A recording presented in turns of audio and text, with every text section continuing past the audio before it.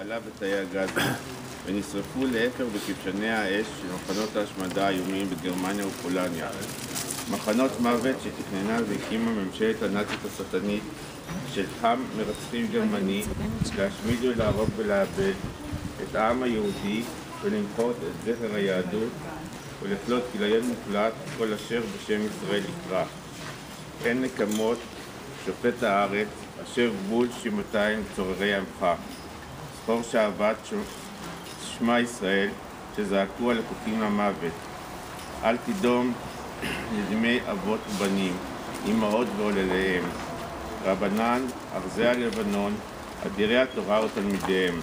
ענקת המעונים תעלה לפני כיסא כבודך, לנקום במהרה לעינינו את נקמת דם בניך ובנותיך הקדושים והטהורים, שלא זכו לקבר ישראל, ככתוב, כי דם עבדיו יקום ונקם וישיב לצריו וכיפר אדמתו עמו. אני רוצה לקרוא את השמות של בני המשפחה שלי.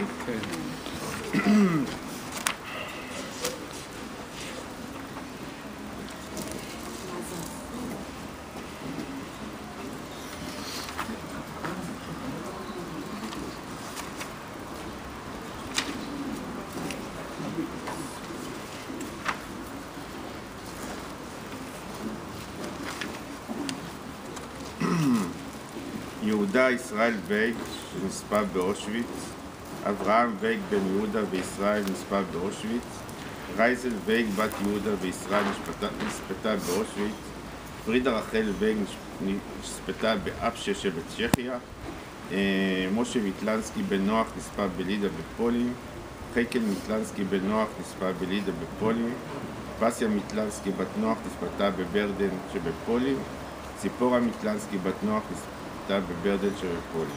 וטוביה פיינגולד שנהרג ברכבת, הטיסה לרכבת. יהיה שמה ברוך. אמן. זה היה בקטע שלך תעשי את זה. אני גמרתי, אין לי בטריה בכלל.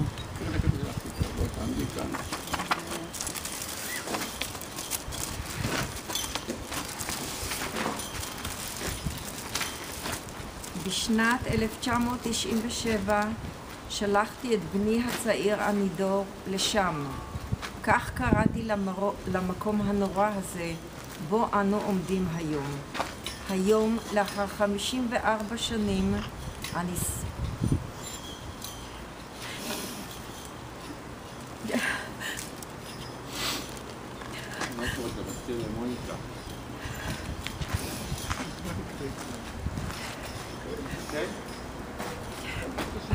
היום,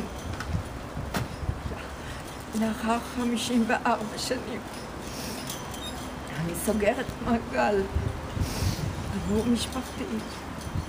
מעגל שאותו התחלתי גם בכתיבה וממשיכה אני עמו. מעגל בו שלחתי את